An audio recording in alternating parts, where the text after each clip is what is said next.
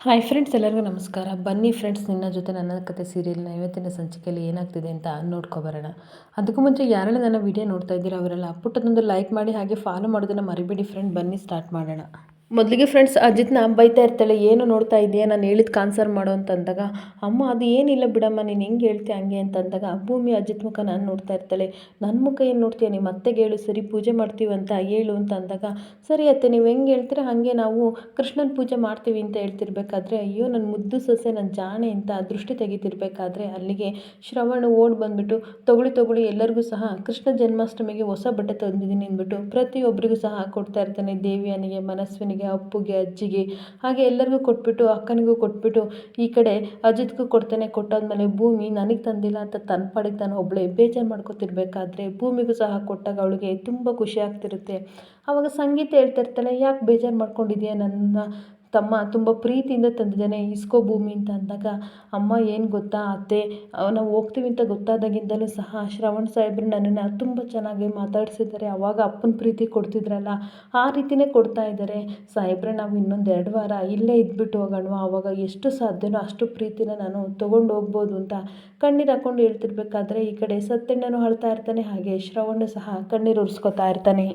ಹಾಗೆ ಮತ್ತೊಂದು ಕಡೆ ಕಣ್ಣೀರು ಉರಿಸ್ಕೊಂಡು ಶ್ರವಣ್ ರೂಮಿಗೆ ಹೋಗೇ ಬಿಡ್ತಾನೆ. ಆವಾಗ ಮನಸ್ವಿನಿ ತನ್ನ ಮನಸ್ಸಲ್ಲಿ ಬೈಕತ್ತಾ ಇರ್ತಾಳೆ, ಈ ಶ್ರವಣ್ ಈಡಿಯಟ್ಟು ನನ್ನನ್ನು ಬಿಟ್ಬಿಟ್ಟು ಭೂಮಿ ಜೊತೆ ಹೋಗಂಗಿದ್ದಾನಲ್ಲ, ಇರಲಿ ಆಮೇಲೆ ಇವನನ್ನು ನೋಡ್ಕೋತೀನಿ, ಮೊದಲು ಈ ಅಪ್ಪು ಜೊತೆ ಸೇರ್ಕೊಬಿಟ್ಟು ಈ ಕೃಷ್ಣ ಜನ್ಮಾಷ್ಟಮಿಗೆ ಯಾವ ರೀತಿ ಕಲ್ಲು ಹಾಕಬೇಕು ಆ ರೀತಿ ಹಾಕ್ಬಿಡ್ತೀನಿ, ಆಮೇಲೆ ಅವನೊಂದು ಕೈ ನೋಡ್ಕೋತೀನಿ ಅಂತ ತನ್ನ ಮನಸ್ಸಲ್ಲೇ ಬೈಕೋತಾ ಇರ್ತಾಳೆ.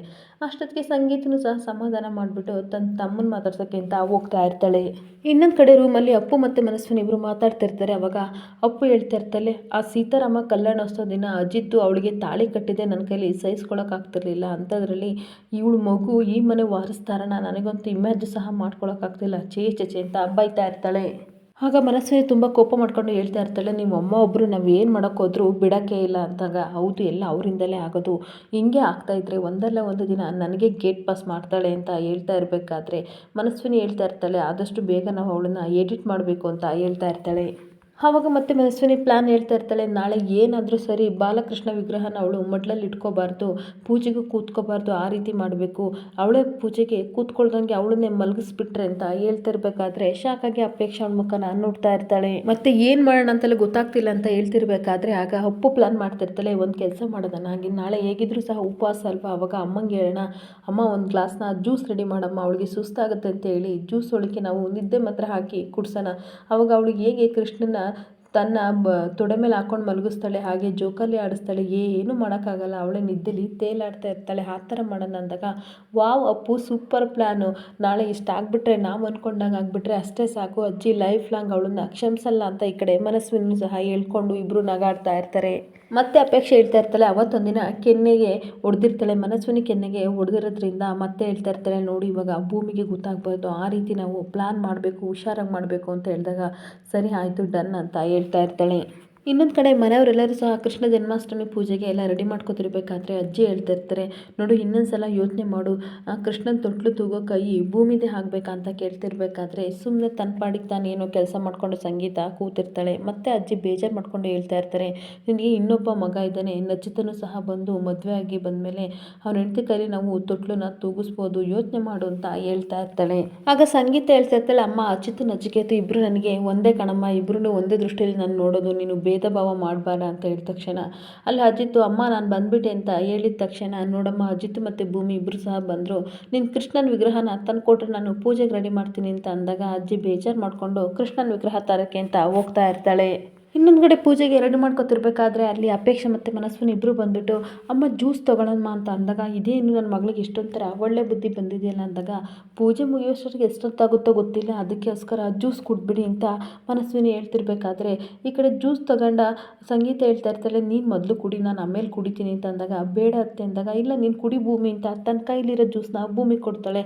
ಆವಾಗ ಅಪೇಕ್ಷೆ ತನ್ನ ಮನಸ್ಸಲ್ಲೇ ಅನ್ಕೋತಿರ್ತಾಳೆ, ಅಮ್ಮ ನನಗೆ ನಿನ್ನ ಬುದ್ಧಿ ಚೆನ್ನಾಗಿ ಗೊತ್ತು, ನಾನು ಕೊಟ್ಟರೆ ನೀನು ಕುಡಿಯಲ್ಲ, ಅದಕ್ಕೋಸ್ಕರ ಅದಕ್ಕೋಸ್ಕರ ನೀನು ಫಸ್ಟ್ ಭೂಮಿಗೆ ಕೂಡಿಸೋದು ಅಂತ ನನಗೆ ಚೆನ್ನಾಗಿ ಗೊತ್ತು, ನಿದ್ದೆ ಮಾತ್ರೆ ಹಾಕಿರೋದನ್ನು ಅದಕ್ಕೆ ನಿನ್ನ ಕೈಲೇ ಕೊಟ್ಟೆ ಅಂತ ಹೇಳ್ಕೊಂಡು ತನ್ನ ಮನಸ್ಸಲ್ಲಿ ನಗಾಡ್ಕೊಂಡು ಎಲ್ಲರಿಗೂ ಜ್ಯೂಸ್ ಕೊಡ್ತಾ ಇರ್ತಾಳೆ. ಈ ಕಡೆ ಭೂಮಿ ಗೊತ್ತಿಲ್ದಲೆ ಆ ಜ್ಯೂಸ್ನ ಕುಡ್ದೇ ಬಿಡ್ತಾಳೆ. ಇನ್ನೊಂದು ಕಡೆ ಅಜ್ಜಿ ಕೃಷ್ಣನ ವಿಗ್ರಹನ ತಂದು ಸಂಗೀತ ಕೈಲಿ ಕೊಟ್ಟಾಗ ಅವಳು ಶರಣು ಮಾಡಿಕೊಂಡು ಹೇಳ್ತಾ ಇರ್ತಾಳೆ, ಅಜಿತ ಅಲ್ಲಾಕ ಕೂತಿದ್ಯಾ, ಬಾರೋ ಇಲ್ಲಿ ಭೂಮಿ ಪಕ್ಕ ಕೂತ್ಕೋ, ಪೂಜೆ ಮಾಡಬೇಕು ಅಂತ ಅಂದಾಗ ಅಜಿತ್ ಬಂದು ಕೂತ್ಕೋತಾನೆ. ಅವಾಗ ಓಕೆನಾ ಅಂತ ಕೇಳ್ತಾ ಇರಬೇಕಾದ್ರೆ ಭೂಮಿ ಹೇಳ್ತಾ ಇರ್ತಾಳೆ, ಸ್ವಲ್ಪ ಯಾಕೋ ತಲೆ ಸುತ್ತಾ ಇದೆ, ಮಂಪರು ಬರ್ತಾ ಇದೆ ಅಂತ ಹೇಳ್ತಾ ಇರಬೇಕಾದ್ರೆ ಅಪೇಕ್ಷ ಅವಳೊಳಗೆ ನಗಾಡ್ತಾ ಇರ್ತಾಳೆ. ಅವಾಗ ಅಜ್ಜಿ ಹೇಳ್ತಾ ಇರ್ತಾರೆ, ಆ ಕೃಷ್ಣನಿಗೂ ಸಹ ಪೂಜೆ ಮಾಡಿಸ್ಕೊಳ್ಳೋಕೆ ಇವಳ ಕೈಯಿಂದ ಇಷ್ಟ ಇಲ್ಲ ಅಂತ ಅನಿಸುತ್ತೆ ಅಂತ ಅಂದಾಗ ಸಂಗೀತ ಬೇಜಾರು ಮಾಡ್ಕೋತಿರ್ತಾಳೆ. ಅವಾಗ ಅಜಿತ್ ತನ್ನ ಮನಸ್ಸಲ್ಲಿ ಅನ್ಕೋತಾ ಇರ್ತಾನೆ, ಪಾಪ ಭೂಮಿಗೆ ಕಾಂಟ್ರಾಕ್ಟ್ ಮದುವೆ ಬೇರೆ ಅಲ್ವಾ ಆಗಿರೋದು, ಅವಳಿಗೆ ಈ ಪೂಜೆ ಮಾಡೋಕ್ಕೆ ಕಷ್ಟ ಆಗ್ತಿರ್ಬೋದು, ಅದಕ್ಕೆ ಈ ಥರ ಹೇಳ್ತಾ ಇದ್ದಾಳೇನೋ ಅಂತ ತನ್ನ ಮನಸ್ಸಲ್ಲಿ ಅವನು ಏನೋ ತಿಳ್ಕೊಬಿಡ್ತಾನೆ. ಆಗ ಸಂಗೀತ ಹೇಳ್ತಿರ್ತಾಳೆ, ಕೃಷ್ಣನ ವಿಗ್ರಹನ ಇಟ್ಟು ಅಕ್ಷತೆ ಕಳೆ ಹಾಕಿ ಹೂವು ಕುಂಕುಮ ಎಲ್ಲ ಇಡು ಭೂಮಿ ಅಂತ ಹೇಳ್ತಿರ್ಬೇಕಾದ್ರೆ ಅವರಿಬ್ಬರು ಭಕ್ತಿಯಿಂದ ಇಡ್ತಾ ಇರ್ತಾರೆ. ಆದರೆ ಭೂಮಿಗೆ ಮಾತ್ರ ನಿದ್ದೆ ಬರ್ತಾ ಇರುತ್ತೆ. ಆದರೆ ಅದನ್ನು ಕಂಟ್ರೋಲ್ ಮಾಡೋ ರೀತಿ ಮಾತಾಡಿಸ್ಕೊಂಡು ಅಜಿತ್ ಭೂಮಿಗೆ ಹೇಳ್ಬಿಟ್ಟು ಕುಂಕುಮ ಎಲ್ಲನೂ ಸಹ ಇಡ್ತಾ ಇರ್ತಾನೆ. ಈ ಕಡೆ ಅಪೇಕ್ಷೆ ಹೇಳ್ತಿರ್ತಾಳೆ, ಮನಸ್ವಿನಿ ನಾವು ಹಾಕಿದ್ದು ಟ್ಯಾಬ್ಲೆಟು ಚೆನ್ನಾಗಿ ವರ್ಕೌಟ್ ಆಗ್ತಿದೆ ಅಂತ ಗುಸು ಅಂತ ಮಾತಾಡ್ಕೊತಿರ್ಬೇಕಾದ್ರೆ ಅದನ್ನು ದೇವಿಯಾನಿ ಕೇಳಿಕೊಂಡು ಮಾತ್ರ ತುಂಬ ಖುಷಿ ಪಡ್ತಾ ಇರ್ತಾಳೆ. ಮತ್ತು ಸಂಗೀತ ಹೇಳ್ತಾಳೆ, ಭೂಮಿ ಒಂದು ಕೃಷ್ಣನ ಬಗ್ಗೆ ಸಾಂಗ್ ಆಡಿಕೊಂಡು ಪೂಜೆ ಮಾಡಮ್ಮ ಅಂತ ಅನ್ಬೇಕಾದ್ರೆ ಅಜ್ಜಿ ಹೇಳ್ತಾ ಇರ್ತಾರೆ, ಅದೆಲ್ಲ ನಮ್ಮ ಕಾಲದಲ್ಲೇ ಹೋಯ್ತು, ಈ ಟೀ ಮಾಡೋಳಿಗೆ ಅದೆಲ್ಲ ಎಲ್ಲಿ ಗೊತ್ತಿರುತ್ತೆ ಅಂತ ಕೊಂಕು ಮಾತಾಡ್ತಾ ಇರ್ತಾಳೆ. ಆಗ ಭೂಮಿ ಸಾಂಗ್ನ ಹೇಳ್ಕೊಂಡು ದೇವರಿಗೆ ಭಕ್ತಿಯಿಂದ ಪೂಜೆ ಮಾಡ್ತಾ ಇರ್ತಾಳೆ. ಜಗದೋದ್ಧಾರನ ಆಡಿಸಿದ ಯಶೋದೆ ಅಂತ ಸಾಂಗ್ನ ಹೇಳ್ಕೊಂಡು ಪೂಜೆ ಮಾಡ್ತಿರ್ಬೇಕಾದ್ರೆ ಎಲ್ಲರಿಗೂ ಆಶ್ಚರ್ಯ ಆಗುತ್ತೆ. ಶ್ರವಣ್ ಮಾತ್ರ ಸಿಕ್ಕಾಪಟ್ಟೆ ಖುಷಿ ಪಡ್ಕೊಂಡು ಸಾಂಗ್ನ ಭಕ್ತಿಯಿಂದ ಕೇಳ್ತಾ ಇರ್ತಾನೆ. ಆಗ ಅಜ್ಜಿಗೂ ಶಾಕ್ ಆಗ್ತಿರುತ್ತೆ. ಮತ್ತು ಸಂಗೀತ ಹೇಳ್ತಾ ಇರ್ತಾಳೆ, ತುಂಬ ಚೆನ್ನಾಗಿ ಸಾಂಗ್ ಆಡ್ದಮ್ಮ, ಭಕ್ತಿಯಿಂದ ದೇವ್ರನ್ನ ಪ್ರಾರ್ಥನೆ ಮಾಡಿದರೆ ಮುಂದಿನ ವರ್ಷದಷ್ಟಕ್ಕೆ ಮನೇಲಿ ಒಂದು ಪುಟ್ಟು ಜೀವ ಹುಟ್ಟುತ್ತೆ ಅಂತ ಹೇಳ್ತಾ ಇರ್ತಾಳೆ.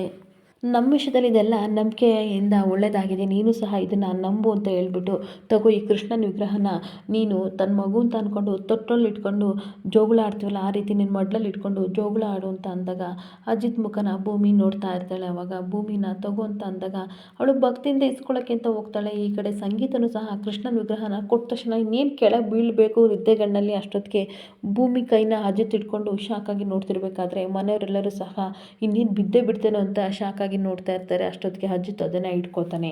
ಅಷ್ಟೊತ್ತಿಗೆ ಭೂಮಿ ಅದನ್ನು ತೊಡೆ ಮೇಲೆ ಇಟ್ಕೊಂಡು ಮತ್ತೆ ಅದಕ್ಕೂ ಸಾಂಗ್ ಹೇಳ್ಕೊಂಡು ಲಾಲಿ ಲಾಲಿ ಅಂತ ಸಾಂಗ್ ಹೇಳ್ಕೊಂಡು ಭಕ್ತಿಯಿಂದ ಅದನ್ನು ಮಲಗಿಸ್ತಾ ಇರ್ತಾಳೆ. ಆಗ ಅದನ್ನೆಲ್ಲ ನೋಡಿ ತುಂಬ ಖುಷಿ ಪಡ್ತಿರ್ತಾರೆ. ಆದರೆ ಹೆಚ್ಚಾಗಿ ಶ್ರವಣ್ ಮಾತ್ರ ತುಂಬ ಖುಷಿ ಪಡ್ತಾ ಇರ್ತಾನೆ.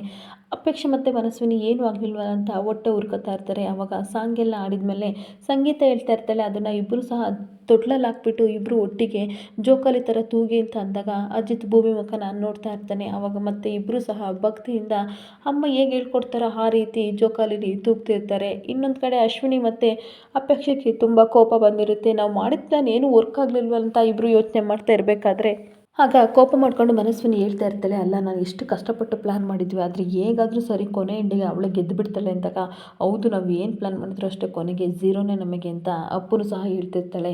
ಅವತ್ತು ನೋಡಿದರೆ ಕಲ್ಯಾಣೋತ್ಸವ ದಿನ ಅಜಿತ್ತು ಭೂಮಿ ಕೊರಳಿಗೆ ಕಟ್ಟಿಬಿಟ್ಟ, ತಾಳಿ ಕಟ್ಟಿಬಿಟ್ಟ. ಇವಾಗ ನೋಡಿದರೆ ಇಬ್ಬರು ತೊಟ್ಲಿಟ್ಕೊಂಡು ತೂಗ್ತಾ ಇದ್ದಾರೆ. ಹಾಗಾದರೆ ನಮ್ಮ ಅಜಿತ್ ಮಗುವಿಗೆ ಇವಳೇನ ತಾಯಿನ ಅಂದಾಗ ಕೋಪ ಮಾಡಿಕೊಂಡು ಮನಸ್ವಿನಿ ಹೇಳ್ತಾ ಇರ್ತಾಳೆ, ಸುಮ್ಮನಿರೊಪ್ಪು, ಈ ರೀತಿ ಎಲ್ಲ ಹೇಳ್ಬೇಡ, ನನಗೆ ಅರ್ಥನೇ ಆಗಲ್ಲ, ಆ ರೀತಿ ಕ್ವಶನ್ಗಳೆಲ್ಲ ಉಟ್ಕೊಬಿಡ್ತೇವೆ ನನ್ನ ಮನಸ್ಸಲ್ಲಿ ಅಂತ ಕೋಪ ಮಾಡ್ಕೊಂಡು ಹೇಳ್ತಾ ಇರ್ತಾಳೆ.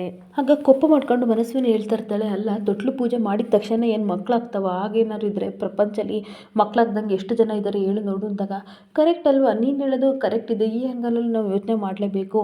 ಆದರೆ ಅದು ಯಾವ್ದು ಕಾರಣಕ್ಕೂ ಸಹ ಇವಳಿಗೆ ಮಕ್ಕಳಾಗಬಾರ್ದು. ನಾನು ಎಷ್ಟು ನಿದ್ದೆ ಮಾತ್ರೆ ಹಾಕ್ಕೊಟ್ಟಿದ್ದೆ, ಆದರೆ ಅಜಿತ್ ಸಹಾಯದಿಂದ ಅವಳು ಈ ಪೂಜೆನ ಮಾಡಿಬಿಟ್ಲು. ನನ್ನ ಅಜಿತ್ ಮಗುಗೆ ಅವಳು ತಾಯಿ ಆಗೋದು ನನಗಂತೂ ಇಷ್ಟ ಇಲ್ಲ, ಅದು ಹೇಗೆ ತಾಯಿ ಆಗ್ತಾಳೆ ನಾನು ನೋಡ್ತೀನಿ ಅಂತ ಈ ಕಡೆ ಅಪ್ಪು ಕೋಪ ಮಾಡ್ಕೊಂಡು ಮಾತಾಡ್ತಿರ್ಬೇಕಾದ್ರೆ ಆಲ್ರೆಡಿ ಅಜಿತ್ ಅಲ್ಲಿ ಬಂದು ನಿಂತಿರ್ತಾನೆ. ಇನ್ನೊಂದು ಕಡೆ ಸಡನ್ನಾಗಿ ತಿರುಗಿ ಅಪ್ಪು ನೋಡಿದ ತಕ್ಷಣ ಶಾಕ್ ಆಗಿ ಮನಸ್ವಿನಿ ಮತ್ತು ಅಪ್ಪು ಅಜಿತ್ ಮುಖನ ನೋಡ್ತಾ ಇರ್ತಾರೆ. ಆಗ ಅಜಿತ್ ಕೋಪ ಮಾಡ್ಕೊಂಡು ಹೇಳ್ತಾ ಇರ್ತಾನೆ, ಪೂಜೆ ಕೂತಾಗ ಭೂಮಿ ಮಂಪ್ರು ಅಂತ ಅಂದಾಗ ನಾನು ಏನೋ ನಿಮ್ಮಿಬ್ಬರು ಕಿತಾಪತಿ ಮಾಡಿರ್ತೀರಾ ಅಂತ ನಾನು ಅಂದ್ಕೊಂಡೆ. ಆಮೇಲೆ ನಮ್ಮ ಅಕ್ಕ ಈ ರೀತಿ ಮಾಡಲ್ಲ ಅಂತ ಅಂದ್ಕೊಂಡು ಸಮಾಧಾನ ಮಾಡಿಕೊಂಡೆ. ಅದು ನೋಡಿದರೆ ಅದು ಈಗ ನಿನ್ನ ವಿಷಯದಲ್ಲಿ ನಿಜ ಆಯಿತು. ನೀನು ಈ ಥರ ಮಟ್ಟಕ್ಕೆ ಇಳಿತೀಯ ಅಂತ ನನಗೆ ಗೊತ್ತಿರಲಿಲ್ಲ. ಅದು ದೇವರ ಸನ್ನಿಧಿ ಮನೆಗೆ ಸೇರಿದವಳು, ನಿನಗೆ ಯಾಕೆ ಬಂತು ಇಂಥ ಬುದ್ಧಿ, ಅದರಲ್ಲಿ ಇವಳು ಇದ್ದಾಳಲ್ಲ, ಇವ್ರ ಬಗ್ಗೆ ಏನು ಬಿಡು, ಹೇಳೋದೇ ಬೇಡ, ಎಲ್ಲಿಂದ ಬಂದರು ಯಾಕೆ ಬಂದರು ಅನ್ನೋದು ಆದಷ್ಟು ಬೇಗ ಕಂಡುಹಿಡಿತೀನಿ. ಇವ್ರ ಮೇಲೆ ನನಗೆ ಕನ್ಸರ್ನ್ ಇಲ್ಲ, ಆದರೆ ಅದು ನಮ್ಮ ಮನೆಗೆ ಸೇರಿದವಳು, ನೀನು ಇಂಥ ಕೆಲಸ ಮಾಡ್ತೀಯ ಅಂತ ಅಂದ್ಕೊಂಡಿರಲಿಲ್ಲ. ಈ ಭೂಮಿ ನಿನ್ನ ಸ್ವಂತ ತಮ್ಮನ ಹೆಂಡ್ತಿ, ಇಂಥವಳಿಗೆ ನೀನು ಈ ಥರ ಮಾಡ್ತಿದ್ದೀಯಲ್ಲ, ಪಾಪ ಅವಳು ಅಪ್ಪ ಅಮ್ಮ ಬಂಧು ಬಳಗ ಎಲ್ಲನೂ ಬಿಟ್ಟು ನನ್ನನ್ನು ನಂಬ್ಕೊಂಡು ಬಂದಿದ್ದಾಳೆ, ಅವಳೇ ನಿನಗೆ ದ್ರೋಹ ಮಾಡಿದ್ದಾಳೆ ಅಂತ ಬೈತಾ ಇರಬೇಕಾದ್ರೆ ಅಷ್ಟೊತ್ತಿಗೆ ಸಂಗೀತ ಬಂದೇ ಬಿಡ್ತಾಳೆ. ಮತ್ತೆ ಕೋಪ ಮಾಡ್ಕೊಂಡು ಅಜಿತ್ ಹೇಳ್ತಾ ಇರ್ತಾನೆ, ನೀನು ಇಷ್ಟು ಚೀಪಾಗೆಲ್ಲ ಬಿಹೇವ್ ಮಾಡ್ತೀಯ ಅಂತ ಗೊತ್ತಿರಲಿಲ್ಲ. ಭೂಮಿನ ನಾನು ಮದುವೆ ಆಗಿರೋದಕ್ಕೆ ನಿನಗೆ ಇಷ್ಟ ಇಲ್ಲ, ರೆಸ್ಪೆಕ್ಟ್ ಕೊಡಲ್ಲ ಅಂತ ಅಂದ್ಕೊಂಡೆ. ಆದರೆ ಹೋಯ್ತಾ ಸರಿ ಹೋಗ್ತೀಯ ಅಂತ ಅಂದ್ಕೊಂಡೆ. ಇಷ್ಟು ಸಣ್ಣ ಮಟ್ಟಕ್ಕೆ ಇಳ್ತೀಯ ಅಂತ ನನಗೆ ಗೊತ್ತಿರಲಿಲ್ಲ.